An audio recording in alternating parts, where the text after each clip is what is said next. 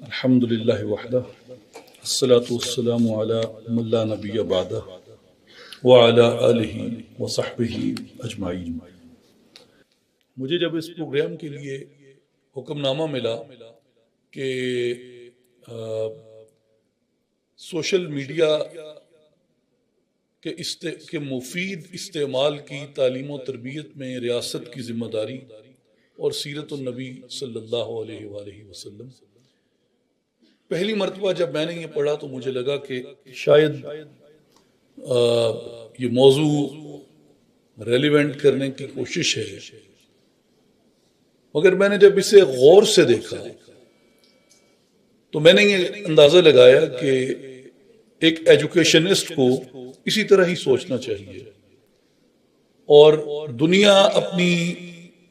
Digital رفتار میں جس جگہ پہ جا پہنچی ہے اس میں ایک ڈیجیٹل سپیس، ایک نیا ڈیجیٹل سوچ کا انسان جو وجود میں آیا ہے، جس شعور کو اس نے حاصل کیا ہے اس ڈیجیٹل ایج میں، اس میں ایک حضور نبی کریم صلی اللہ علیہ وآلہ وسلم کی صفات میں سے بنیادی صفت ہے وَيُزَكِّيهِمْ، کہ حضور نبی کریم صلی اللہ علیہ وآلہ وسلم تزکیہ فرماتے ہیں۔ حضور نے جیسے رزق کا تزکیہ کیا کہ حرام کو اور ناپاک کو آپ نے نکالا اور حلال کو اور پاکیزہ کو ہمارے لیے منتخب کیا، اسی طرح جو نظام تھا دنیا میں رائج اس کا حضور صلی اللہ علیہ وسلم نے تزکیہ کیا، اسے پیوریفائی کیا۔ وہ جو پیوریفیکیشن پروسیس ہے اس سے تزکیہ کہتا ہے قرآن، اس کو پاک کرنا، طیب کرنا، ناپاک کو نکال دینا اور پاک کو باقی رہنے دینا۔ تو آج کی اس ڈیجیٹل ایج میں جس کا ایک کمپوننٹ سوشل میڈیا ہے، اس کے تزکیہ کی ضرورت ہے، پیوریفیکیشن آف سوشل میڈیا یا ڈیجیٹل تزکیہ۔ اور اگر یہ اسلامی جمہوریہ پاکستان اس ذمہ داری کو ادا نہیں کرے گا کہ ہمارا اسلامک پرسپیکٹو اس کے اوپر کیا ہے، قرآنک پرسپیکٹو کیا ہے، سیرت کا پرسپیکٹو کیا ہے اس ڈیجیٹل تزکیہ کے اوپر، تو دنیا میں کوئی اور ملک ایسا نہیں ہے جس کی جامعات کے لیے، جس کے اساتذہ اور طلباء کے لیے اور جس ملک کے سنجیدہ مفکرین کے لیے یہ موضوع کسی سنجیدگی کا ذریعہ بنے گا۔ تو اس کا آغاز یہیں سے ہونا چاہیے تھا۔ دنیا اس چیلنج سے نپٹنے کے لیے کب سے میدان میں ہے، اور پاکستان بدقسمتی سے ایک نومولود بچے کی طرح ابھی 2025 میں اپنی آنکھ کھولنے کی کوشش کر رہا ہے اس ڈیجیٹل ایج میں۔ اور اس میں اگر آپ مثالیں دیکھیں دنیا میں، آسٹریلیا کو دیکھیں تو میڈیا لٹریسی لیب کے تحت تقریباً 2017 سے اپنی سوسائٹی میں سوشل میڈیا کے مثبت مفید استعمال کے لیے ان کا یہ پروگرام کام کر رہا ہے۔ Public sector broadcast ABC Australia نے طلباء کے لیے مختلف جامعات کے کولیبریشن سے اس پہ ایک اپنا پروگرام ترتیب دیا ہے، 2018 سے جو کام کر رہا ہے۔ UK میں آف کام گورنمنٹ کا ادارہ ہے جو مختلف یونیورسٹیز کو اور مختلف دیگر اداروں کو میڈیا لٹریسی کے اوپر اور ڈیجیٹل لٹریسی کے اوپر فنڈنگ کرتا ہے۔ یورپین یونین کا ایک پروگرام ہے audio visual media service directive, جو 2018 سے یونین میں شامل مختلف ممالک کو اس پہ انکریج کرتا ہے، اور اس ڈائریکٹو کے تحت تمام ممبر ممالک پہ لازم ہے کہ وہ ہر 3 سال میں اپنی میڈیا لٹریسی رپورٹ جو ہے وہ جمع کرائیں گے یونین کے کمیشن کو۔ فن لینڈ جو 2004 سے اس کے اوپر کام کر رہا ہے اور فیکٹس اینڈ فگرز کے ساتھ اور دنیا کی مختلف رپورٹس کے ساتھ دنیا کا نمبر 1 اپنی پرفارمنس کے لحاظ سے، اپنی ایفیشنسی کے لحاظ سے، اپنی ایفیکٹونیس کے اعتبار سے دنیا کا بہترین میڈیا لٹریسی پروگرام وہ گورنمنٹ آف فن لینڈ کا ہے۔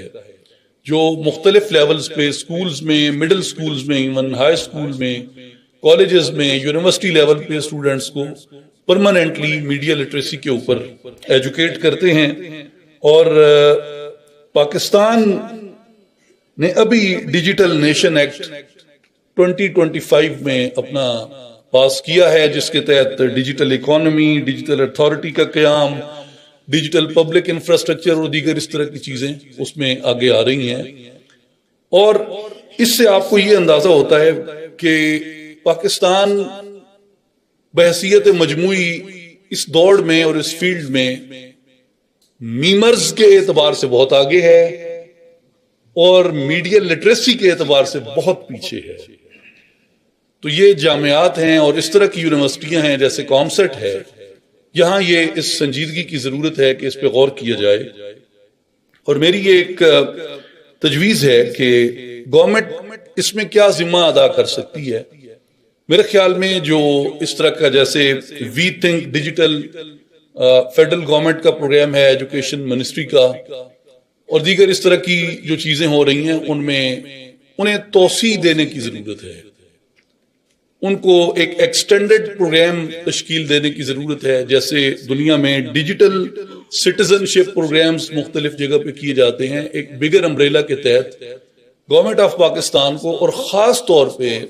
HEC کو وفاق کی سطح پہ بھی اور صوبے کی سطح پہ بھی انہیں لازمی طور پہ ایکسٹینڈڈ شروع کرنا چاہیے سلسلہ میڈیا لٹریسی کا. ایکسٹینڈڈ ورک شاپس ہونی چاہیے. اور میری ذاتی تجویز اس میں یہ ہے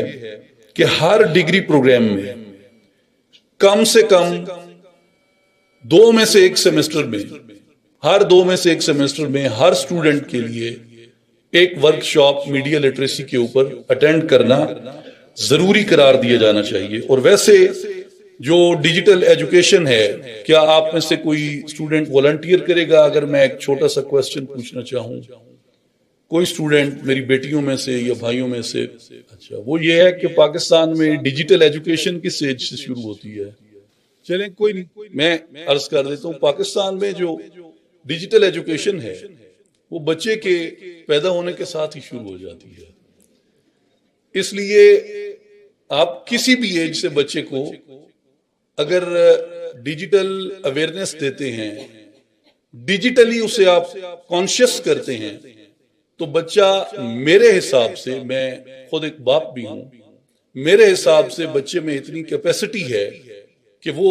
اسے ابزارب کر سکتا ہے، اسے لرن کر سکتا ہے کسی بھی ایج میں ہو. وہ ایون آپ پرائمری سکول سے شروع کر لیں. میرے خیال میں صوبائی اور وفاقی حکومتوں کو یہ سلسلہ شروع کرنا چاہیے. اور جو میڈیا لٹریسی ہے، یہ کیا ایبلٹیز آپ کے اندر پیدا کرتی ہے؟ ہم اسے سیرت النبی صلی اللہ علیہ وسلم کے تناظر میں دیکھنا چاہتے ہیں، لیکن بنیادی بات یہ ہے کہ ہم سیرت النبی صلی اللہ علیہ وسلم سے کیا ایسا سیکھیں گے، کس چیز پہ اسے اپلائی کریں گے. فنڈامنٹل پرنسپلز تو سیرت میں موجود ہیں، لیکن جو چیلنج درپیش ہے اس پہ اس کی پریکٹیکل اپلیکیشن کیسے ہو. مثال کے طور پہ جو میڈیا لٹریسی ہے وہ آپ میں یہ تفریق پیدا کرنے کا شعور پیدا کرتی ہے کہ سچی خبر کون سی ہے اور جھوٹی خبر کون سی ہے. یہ تصویر یا ویڈیو یا آڈیو کلپ یہ جس شخص سے منسوب کیا جا رہا ہے، آپ کیسے اسے اوتھینٹیکلی جان سکتے ہیں کہ یہ فیک ہے یا یہ اوریجنل ہے؟ کون سی خبر کیوں دکھائی جا رہی ہے؟ اس کے پیچھے اس کے مقاصد کیا ہو سکتے ہیں؟ اور جعلی خبر پھیلانے سے، نفرت آمیز مواد پھیلانے سے روکنے میں آپ کا ایک ذمہ دار شہری کے طور پہ کیا کردار ہو سکتا ہے؟ ایک مسلمان کے طور پہ، رسول اکرم صلی اللہ علیہ وآلہ وسلم سے محبت کرنے والے کے طور پہ آپ اسے کیسے روک سکتے ہیں؟ اور دوسروں کی پرائیویسی کا خیال آپ کس طریقے سے رکھ سکتے ہیں؟ اور اس کے علاوہ ایک جو بنیادی چیز اس کے ساتھ شامل ہونی چاہیے اس میڈیا لٹریسی پروگرام میں، جسے علامہ اقبال رحمۃ اللہ علیہ نے تربیت خودی کا ایک بنیادی مرحلہ قرار دیا ہے،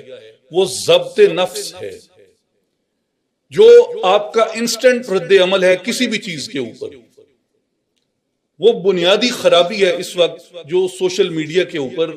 زیادہ پھیلتی ہے کہ آپ نے کوئی کامنٹ پڑھا، کوئی شخصیت کے بارے میں آپ نے کوئی چیز پڑھی، کسی ادارے کے بارے میں، کسی جماعت کے بارے میں، کسی فرد کے بارے میں، کسی گروہ کے بارے میں، کچھ بھی آپ نے پڑھا، آپ کے اندر اس کے بارے میں کسی بھی ناطے سے غم ہے، غصہ ہے، اختلاف ہے، اس کا جو فوری رد عمل ہے وہ یقینی طور پہ ناکارہ، غیر مثبت اور انتہائی منفی ہوتا ہے۔ اس کے لیے جو لمحہ بھر سوچنا ہے، ایک مسلمان کے طور پہ اپنے کردار کو سامنے لے کے آنا ہے کہ میرا کیا کردار ہے ایک مسلمان کے طور پہ، ایک صادق اور امین پیغمبر کے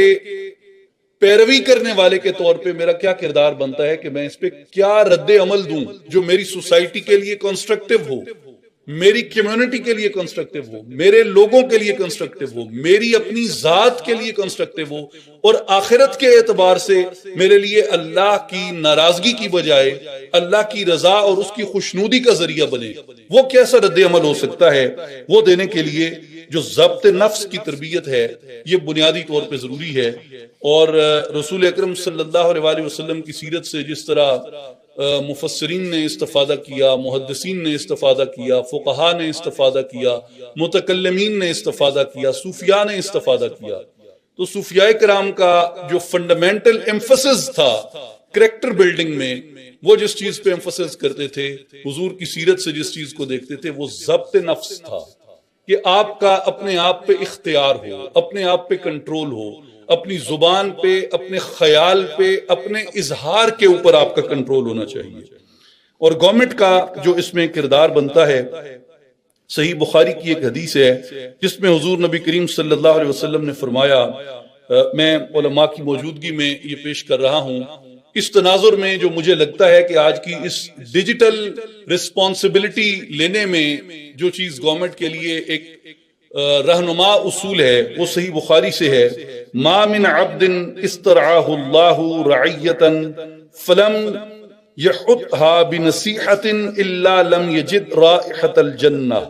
حضور نے فرمایا کہ اللہ تبارک و تعالی جب کسی بندے کو رعیت کے اوپر حکمران مقرر کرتا ہے، فلم یحطها بنصیحت، اگر وہ شخص خیر خواہی کے ساتھ اپنی رعیت کی حفاظت نہیں کرتا، اس میں جو لفظ ہے یہ ہے یحطھا، یہ فعل آیا ہے احاطہ سے، اور احاطہ کا مطلب ہوتا ہے احاطہ کرنا، گھیرے میں لینا، چاروں طرف سے اس کو گھیرنا، یعنی ہر پہلو پہ اس کی نظر ہو، ہر پہلو سے اس کو دیکھنا، ہر پہلو سے اس کو گھیر لینا۔ اس میں حفاظت کا معنی بھی پیدا کیا گیا ہے، اور اس میں کوئی انسانی زندگی کا ایسا پہلو جو اس کی رعیت سے متعلق ہے وہ اس حکمران کی آنکھوں سے اوجھل نہیں ہونا چاہیے۔ اور جس ایج کے اندر، جس دنیا کے اندر ہم داخل ہو چکے ہیں، اس میں جو ہماری ڈیجیٹل سائیڈ آف لائف ہے وہ ہر چیز سے زیادہ اہمیت اختیار کرتی جا رہی ہے۔ تو حضور نبی کریم صلی اللہ علیہ وآلہ وسلم کے اس فرمان کے تحت کہ فلم یحطھا بنصیحۃ، اگر ہماری اس ڈیجیٹل لائف پرسپیکٹو میں حکمران اگر توجہ نہیں کرتے اور اسی طرح کی وہ تاخیر کرتے ہیں اور غفلت کرتے ہیں جو گزشتہ اس عرصے میں ہوئی ہے، دنیا کہاں ہے اور آج پاکستان اس میں اپنی قوم کی حفاظت کرنے کے لیے کہاں ہے، ایسے لوگوں کے لیے حضور نے فرمایا کہ لم یجد رائحۃ الجنہ، ایسے حکمران جنت کی خوشبو بھی نہیں سونگیں گے۔ اور سوشل میڈیا پہ جو بنیادی جس تھریٹ کا اور جس چیز کا سامنا ہے، وہ دو چیزیں میرے نزدیک سب سے زیادہ اہم ہیں۔ پہلی چیز جو بہت زیادہ اس کے اوپر فروغ پاتی ہے، وہ ہماری سائیکی ایسی بن چکی یا ایسی بنا دی گئی، وہ ایسا مواد ہے جو شعائر اسلامی کے خلاف ہے اور ہمارے تہذیبی رویوں کے خلاف ہے، جسے قرآن مجید اس طریقے سے ایڈریس کرتا ہے، ان الذین یحبون ان تشیع الفاحشۃ فی الذین آمنوا لہم عذاب علیم فی الدنیا والآخرہ واللہ یعلم وانتم لا تعلمون۔ وہ لوگ جو چاہتے ہیں کہ مسلمانوں میں فحاشی پھیلے، برائی پھیلے، بدکاری پھیلے، بری گفتگو پھیلے، برا چرچا پھیلے،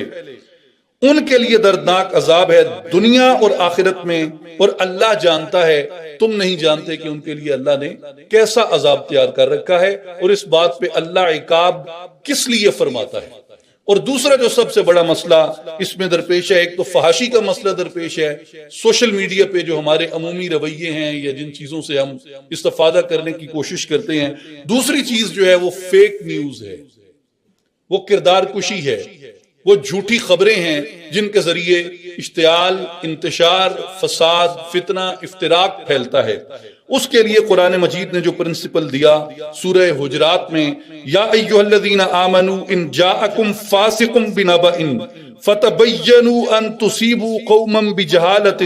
فتصبحوا علی ما فعلتم نادمین، اے ایمان والو اگر کوئی فاسق تمہارے پاس خبر لائے تو تحقیق کر لیا کرو کہ کہیں کسی قوم کو بے جا ایذا نہ دے بیٹھو، پھر اپنے کیے پہ پچھتاتے رہ جاؤ گے۔ میرے خیال میں اس کا جو پہلا حصہ ہے آیت مبارکہ کا، میں اسی پہ ایمفسس کرتا ہوں کہ اگر کوئی فاسق خبر لاتا ہے آپ کے پاس، اس کی تحقیق کرنا آپ پہ ضروری ہے۔ میں آپ کو کسی امتحان میں نہیں ڈالتا کہ میں آپ سے جواب مانگوں، آپ خود ہی اس کا جواب دیکھ لیں کہ اپنے پچھلے 3 مہینوں میں کیا آپ نے کوئی ایسی پوسٹ شیئر کی جس کے بارے میں آپ کے پاس تصدیق سے یہ بات معلوم نہیں تھی کہ یہ خبر درست ہے یا غلط ہے، اور آپ نے اسے شیئر کیا؟ اگر کوئی ایسا ہے تو ہم اپنے آپ کی اکاؤنٹیبلٹی کر سکتے ہیں کہ وہ کتاب جس کو فالو کرنے کا میں دعویٰ کرتا ہوں، جس کتاب کو فالو کرنے کی وجہ سے میں خود کو مسلمان کہتا ہوں، اس کتاب کی روشنی میں اور اس میں آنے والے فنڈامنٹل پرنسپلز جو نیوز کو لینے اور اس کو نشر کرنے کے بارے میں آپ کی اخلاقیات کو طے کرتے ہیں، آپ کے رویے کو طے کرتے ہیں، آپ کے عمل کو طے کرتے ہیں، اس کی روشنی میں آپ اور میں، ہم اجتماعی طور پہ کہاں پہ کھڑے ہیں۔ اور میرا خیال یہ ہے کہ جس طرح کی مصیبت کا ہمیں سامنا ہے، خاص طور پہ جو ٹولز ہیں، میں اب کسی کا نام نہیں لیتا، کسی بھی فورم پہ کسی ٹول کا نام قانونی طور پہ بھی شاید لینا مناسب نہیں، لیکن جو ہمارے فیمس سوشل میڈیا ٹولز ہیں جن میں شیئرنگ کی آپشن زیادہ ہوتی ہے، کاپی پیسٹ کی آپشن ہوتی ہے، ہم میں سے ہر آدمی کسی نہ کسی لمحے پہ کسی فیک نیوز کو آگے پھیلا رہا ہوتا ہے، اور یہ فنڈامنٹلی قرآنک پرنسپل کے خلاف ہے یہ بات۔ اس لیے اگر کوئی اچھی بات ہے اسے بھی تصدیق کے ساتھ پھیلانا چاہیے، چہ جائے کہ ہم بری باتوں کو اپنے مخالفین کو رگیدنے کے لیے، اپنی فالس ایگو کو سیٹسفائی کرنے کے لیے ہم وہ چیزیں پھیلا رہے ہوتے ہیں۔ میں اب اس کی ڈیٹیل میں نہیں جاتا فلسافیکلی کہ جو میرا مخالف ہے، میں اس کے بارے میں آنے والی کسی بھی پوسٹ کے بارے میں یہ سوچتا ہوں کہ یہ سچی ہے اور یہ درست ہے، اور میں اس کو آگے پھیلاتا ہوں۔ It is just a very little satisfaction for my that false ego which is associated with that prejudice جو میرا اس شخص یا اس گروہ کے ساتھ وابستہ ہے، اور کچھ بھی نہیں ہے، صرف جھوٹی تسلی ہے دل کی، اور کچھ بھی نہیں ہے۔ اس لیے آپ کسی طبقے سے ہیں، کسی گروہ سے ہیں، سوشلی، ایتھنیکلی، لنگوسٹکلی، ریلیجیسلی، سیکٹیرینلی، کسی بھی طرح آپ کسی بھی گروہ سے ہیں، آپ کی نفس کی ایک جھوٹی انا کی جھوٹی تسکین سے بڑھ کے ایسی پوسٹوں کو شیئر کرنے سے زیادہ اس کی کوئی ویلیو اور کوئی حیثیت نہیں ہے۔ And it develops no benefit. It gives you nothing in return. حضور نبی کریم صلی اللہ علیہ وسلم کی حدیث ہے صحیح مسلم میں، حضور نے فرمایا کفا بالمرء کذبا ان یحدث بکل ما سمع، آدمی کے جھوٹا ہونے کے لیے یہی کافی ہے کہ وہ ہر سنی ہوئی بات کو بیان کرے، اس کی تصدیق نہ کرے۔ اسی طرح صحیح بخاری، صحیح مسلم متفق علیہ حدیث ہے، حضرت عبداللہ ابن مسعود رضی اللہ تعالیٰ عنہ اس کے راوی ہیں، نبی کریم صلی اللہ علیہ وسلم نے ارشاد فرمایا ان الصدق بر وان البر یہدی الی الجنہ، بے شک صدق بھلائی ہے، سچائی بھلائی ہے، اور بے شک بھلائی جنت کی طرف لے کے جاتی ہے۔ وَإِنَّ الْعَبْدَ لَيَتَحَرَّ الصِّدْقَ حَتَّى يَكْتُبَ عِنْدَ اللَّهِ صِدِّيقًا، بے شک بندہ سچائی میں کوشش کرتا ہے یہاں تک کہ اللہ کے ہاں اسے صدیق لکھ دیا جاتا ہے۔ حضور نے کہا جھوٹ گناہ ہے اور بے شک گناہ آگ کی طرف لے کے جاتا ہے۔ وَإِنَّ الْعَبْدَ لَيَتَحَرَّ الْكِذْبَ حَتَّى يَكْتُبَ كَذَّابًا، اور جو شخص مسلسل جھوٹ بولتا رہتا ہے اللہ تبارک و تعالیٰ اسے اپنے دفتروں میں کذاب کے طور پہ لکھ دیتا ہے۔ تو سچ اور جھوٹ جو ہے آج کی دنیا میں وہ ہمارے لیے زیادہ اہمیت اختیار کر گیا ہے۔ جب کمیونیکیشن کے ذرائع کم تھے، انسانی تعامل میل رہتا تھا، ہر چیز فلٹرائزڈ ہوتی تھی۔ اگر ہر چیز فلٹرائزڈ نہیں بھی ہوتی تھی، majority part of our talking, ہمارے لفظ وہ فلٹرائزڈ ہوتے تھے، کوئی نہ کوئی اسے دیکھ رہا ہوتا تھا۔ مثال کے طور پہ یہ جو پوڈیم ہے، یہ چاہے یونیورسٹی کے کلاس روم میں ہو یا چاہے یہ مسجد کے اندر پڑا ہو، ممبر کے طور پہ، اس پہ ہر ایرا غیرہ آ کے قبضہ نہیں جما سکتا تھا۔ لیکن کیا ڈیجیٹل ایج آنے کے بعد بھی ایسا ہی ہے؟ کیا سوشل میڈیا آنے کے بعد بھی ایسا ہی ہے؟ کوئی آدمی آپ سے بات کر رہا ہے دین کے بارے میں، اس کے کریڈینشلز کیا ہیں؟ کن کریڈینشلز کے اوپر وہ بات کر رہا ہے؟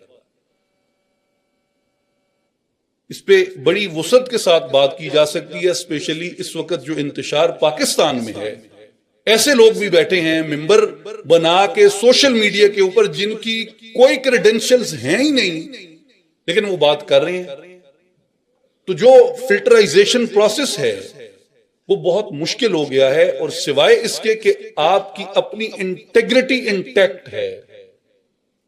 اس کے علاوہ اس کا کوئی پیمانہ مقرر نہیں کیا جا سکتا کہ آپ جھوٹ کے فروغ کو روک سکیں۔ آپ کو صدیق بننا چاہیے، رسول اللہ صلی اللہ علیہ وسلم کی اس حدیث مبارکہ کے تحت سچ کو پھیلائیں، اور کذاب نہیں بننا چاہیے، ہر سنی ہوئی بات کو نہیں پھیلانا چاہیے۔ اور حضور نبی کریم علیہ الصلوۃ والسلام نے ایک اور اصول عطا فرمایا جسے امام ترمذی نے عبداللہ ابن مسعود رضی اللہ عنہ سے روایت کیا۔ حضور علیہ الصلوۃ والسلام نے فرمایا لیس المؤمن بالطعان ولا اللعان ولا الفاحش ولا البذی، جو مومن ہے اس کی نشانی کیا ہے؟ مومن تانا زن نہیں ہوتا، تانے دینے والا نہیں ہوتا، مومن لعنتیں کرنے والا نہیں ہوتا، مومن فحاشی کی بات کرنے والا نہیں ہوتا، اور مومن ولل بذی، مومن گالیاں بکنے والا نہیں ہوتا، فضولیات بکواسیات کرنے والا نہیں ہوتا۔ اسی طرح قرآن مجید نے یہ ارشاد فرمایا والذین یؤذون المؤمنین والمؤمنات بغیر ما اکتسبوا فقد احتملوا بہتانا واثما مبینا، جو لوگ ایمان والے مردوں کو اور ایمان والی عورتوں کو بلا خطا ایذا پہنچاتے ہیں تو بے شک انہوں نے بہتان کا اور کھلے ہوئے گناہ کا بوجھ اپنے سر اٹھایا ہے۔ جو آدمی کسی شخص پہ بہتان لگاتا ہے وہ تو گناہ کا مرتکب ہوتا ہی ہے، جو شخص اس بہتان کے بلا تصدیق فروغ میں معاون اور اعلی کار بن رہا ہے وہ اس کے ساتھ کا مجرم ہے اور اس کے ساتھ کا ذمہ دار ہے اس گناہ کی ترسیل کے لیے۔ اور ایک آخری پارٹ جو میں گفتگو کے حوالے سے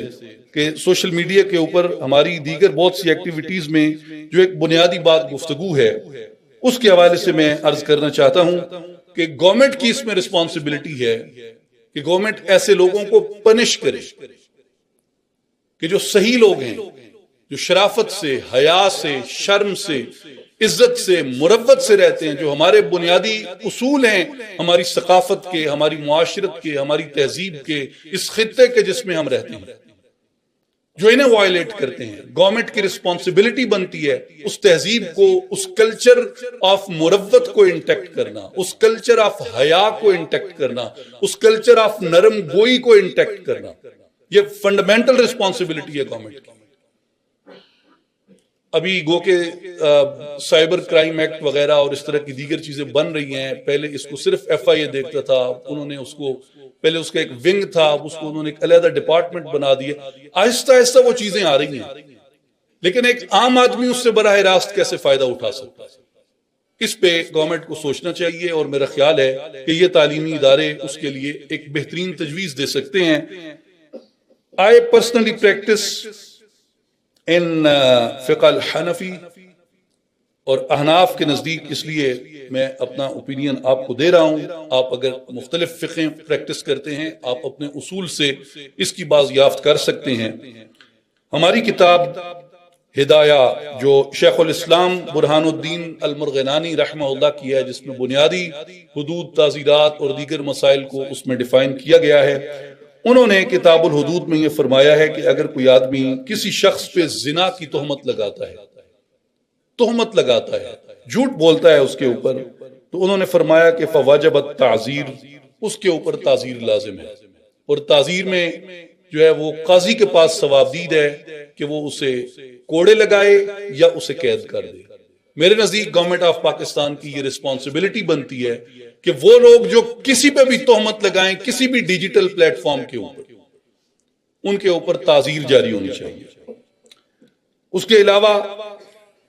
امام مرغنانی نے یہ لکھا ہے کہ اگر کوئی آدمی کسی کو ایسی گالی کے ساتھ مخاطب کرتا ہے جو وصف اس میں نہیں پایا جاتا، یہ بھی تہمت کے زمرے میں آتا ہے. انہوں نے اس کی مثالیں دی، جیسے کوئی کسی کو کہتا ہے یا فاسق اور وہ شخص فاسق نہیں ہے، وہ کہتا ہے یا کافر اور وہ شخص کافر نہیں ہے، وہ کہتا ہے یا خبیث اور وہ شخص خبیث نہیں ہے، اور وہ کہتا ہے یا سارق اور وہ شخص چور نہیں ہے. تو صاحب ہدایہ کے نزدیک، احناف کے نزدیک، اس طرح کی گالی دینا بھی تہمت کے زمرے میں آتا ہے. لِأَنَّهُ آذَاهُ وَأَلْحَقَ الشَّيْءَ بِهِ، کیونکہ انہوں نے اسے تکلیف دی، ایذا دی، اور ایک برائی کو اس کے ساتھ منسوب کیا، ایسی چیز کو منسوب کیا جو اس میں نہیں پائی جاتی تھی. تو یہ بھی تہمت کے زمرے میں آتا ہے. اس کے اوپر بھی حکومت پہ یعنی قاضی پہ لازم ہے کہ اس پہ تعزیر جاری کرے، اور تعزیر میں اسے کوڑے لگنے چاہیے یا اس کو جیل میں بند کرنا چاہیے. اسی طرح اسی باب میں صاحب ہدایہ نے کہا ہے وَلَوْ قَالَ يَا حِمَارُ وَيَا خِنزِيرُ قِيلَ فِي عُرْفِنَا يُعَذَّرُ لِأَنَّهُ يُعَدُّ سَبًّا. ہمارے عرف میں بھی یہ باتیں گالی کے زمرے میں آتی ہیں، کسی کو کسی ناپاک جانور کے ساتھ تشبیہ دینا. اور خاص طور پہ یہ بات یاد رکھ لیں، یہ عموم ہے. اگر عموماً کسی کو بھی آپ ایسے جیسے یا حمار یا خنزیر یا اس طرح کے کسی جانور سے آپ اسے کوریلیٹ کرتے ہیں، اور خصوص کے ساتھ امام مرغنانی نے کہا کہ اگر کوئی اس طرح کے کلمات فقہا کے لیے کہتا ہے یا حضرات سادات کے لیے کہتا ہے، وہ بالخصوص تعزیر کا مستحق ہے اور اس پہ تعزیر واجب اور لازم ہے. تو اس سے میں جو فیکٹ اسٹیبلش کرنا چاہتا ہوں وہ یہ کہ صرف آج سے نہیں، اس ڈیجیٹل ایج میں آنے سے نہیں، بلکہ ہماری تھرو آؤٹ جو اسلامک پریکٹس دنیا کے کسی بھی خطے میں کسی بھی فقہ کے تحت رہی ہے، اس میں اس طرح کے لوگوں کو روکنے کے حکومتی سطح پہ ہمیشہ اقدامات جو ہیں وہ کیے گئے ہیں. اور میرے خیال میں آج بھی اس طرح کے اقدامات کی ضرورت ہے تاکہ اس طرح کے جو کلپرٹس، اس طرح کے جو لوگ معاشرے میں فتنہ انگیزی کرتے ہیں، گالیاں بکتے ہیں، غلیظ زبان استعمال کرتے ہیں، ان کے بارے میں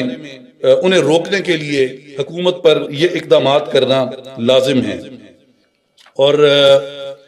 حضور نبی کریم علیہ الصلوۃ والسلام نے جس چیز کا زیادہ اصرار کیا ہے امت پہ، وہ مجھے اللہ کی وہ صفت بھی بڑی پسند ہے، اور میں ہمیشہ اس کا ورد کرتا رہتا ہوں. اس لیے کہ میں جب بھی اپنے علم میں، اعمال میں، زندگی میں نظر کرتا ہوں، مجھے اپنے اندر ہر طرف عیب پھیلے ہوئے نظر آتے ہیں، ضعف پھیلا ہوا نظر آتا ہے. اور مجھے یہ لگتا ہے کہ زمین پہ جتنے بھی انسان بستے ہیں،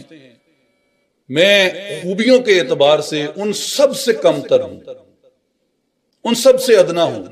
ان سب سے آخر ہوں. تو میں اللہ کی ایک صفت کا اکثر ذکر کرتا رہتا ہوں، یا ستار العیوب،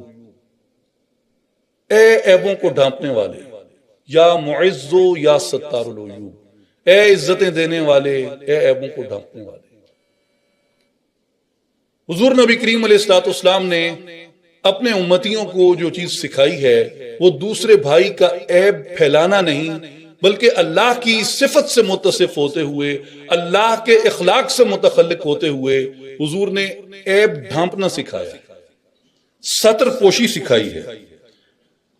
یہ بشارت سن لیجئے، اور میں اس کے بعد بالکل اختتام کرتا ہوں اپنا وقت میں، اپنے وقت سے مراد آج کی گفتگو کا اپنا وقت پورا کر چکا ہوں۔ متفق علیہ حدیث ہے بخاری اور مسلم شریف میں، حضور نے فرمایا وَمَن سَتَرَ مُسْلِمًا سَتَرَهُ اللَّهُ يَوْمَ الْقِيَامَةِ، جو شخص اپنے کسی مسلمان بھائی یا بہن کا عیب ڈھانپتا ہے اللہ قیامت کے دن اس کے عیب ڈھانپے گا۔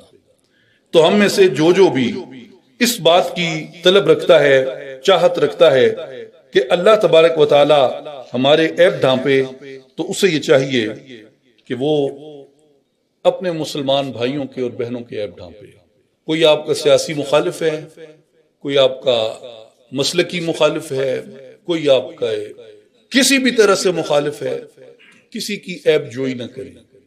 کسی کی بری بات کو فروغ نہ دیں۔ آپ لوگوں کے عیب ڈھانپیں، اللہ آپ کی عیب ڈھانپے گا۔ اور آخری بات جو میں عرض کرنا چاہتا ہوں وہ صحیح مسلم کی حدیث ہے، جو میں کامسٹس یونیورسٹی ساہیوال کی انتظامیہ کو تحسین کے طور پہ عرض کرنا چاہتا ہوں، اور گورنمنٹ کو اور خاص طور پہ HEC کو بھی اس حدیث پاک سے عرض کروں گا کہ اگر آپ اس طرح کے میڈیا لٹریسی پروگرام کو فروغ دیتے ہیں یونیورسٹی لیول پہ، جامعات کے لیول پہ، اور ہمارے دیگر جو ایجوکیشن بورڈز ہیں وہ اپنی اپنی جورسڈکشن میں اسے پروموٹ کرتے ہیں، تو آپ کے لیے اس میں حضور کی طرف سے اجر کا وعدہ ہے۔ قال رسول اللہ صلی اللہ علیہ وآلہ وسلم من دل علی خیر فلہ مثل اجر فاعلہ، جس نے بھلائی کا راستہ دکھایا، جس نے بھلائی کا راستہ دکھایا اس کے لیے اتنا ہی اجر ہے جس نے بھلائی کی۔ کامسٹس یونیورسٹی نے ہمیں بھلائی کے راستے دکھانے کے لیے اس سیرت النبی صلی اللہ علیہ وآلہ وسلم کانفرنس کا انعقاد کیا ہے۔ آپ کے لیے اتنا ہی اجر ہے جتنا کوئی بھلائی کرنے والے کے لیے اجر ہے۔ اور ہمارے ارباب اختیار، ہماری گورنمنٹس، ہمارے ادارے، تعلیمی ادارے اور تعلیم سے وابستہ ادارے اگر اس بھلائی کو فروغ دیتے ہیں وہ یقیناً سب کے لیے باعث خیر ہوگا، اور نیکی کرنے والے جتنا اجر انہیں بھی ملے گا۔ میں اختتام سے پہلے ایک بار پھر آنریبل ڈائریکٹر صاحب کا، فیکلٹی کا، کنویننگ کمیٹی کا بہت شکریہ ادا کرتا ہوں۔ آپ نے میرے جیسے عاجز آدمی کو اتنے بڑے موضوع کے لیے گفتگو کرنے کے لیے شرف بخشا۔ اللہ تعالیٰ آپ کو اجر خیر عطا فرمائے۔ ان اللہ و ملائکتہ یصلون علی النبی یا ایھا الذین آمنوا صلوا علیہ وسلموا تسلیما۔ اللہم صلی علی سیدنا و مولانا محمد وعلی آل محمد وبارک وسلم، وآخر دعوانا ان الحمد للہ رب العالمین۔